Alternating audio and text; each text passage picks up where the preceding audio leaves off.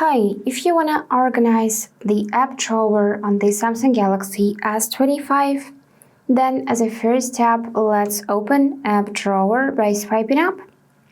And here it is. Firstly, you can notice the search bar on which you can tap and manually find any app you want, like that. Also, you can find those suggestions, recent searches, and so on. Here you can swipe left to check the second page as well. And also you can find those three dots in the down right corner. So tap it, and here we can sort our apps in custom order or in alphabetical order. Now you can swipe up or down to scroll through all of your apps. So as you can see, now I cannot swipe left to check the second page. I need to swipe up or down like that. Let's sort to custom one, and we can also clean up pages, but items on the screen will be rearranged to fill in an empty spaces between them. We can also check settings, change app size, and so on, and we can create folders.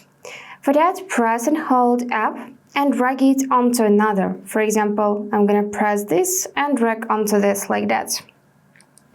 Now we can rename this folder. So just enter something. You can tap here and change its color. For example, you can make it blue like that. And this is how it will look now. If you wanna add even more apps, you can tap on this plus.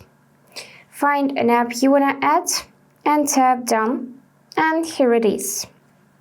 To remove app from the folder, just hold it and try to simply release it up like that, and then you can remove it from the home page if you want to.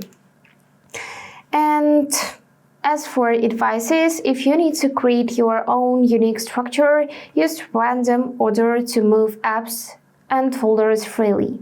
And if you cannot move a folder or app, make sure the sorting is not set to alphabetical order. And yeah, that's it for today. If you found this video helpful, please subscribe, like, and comment.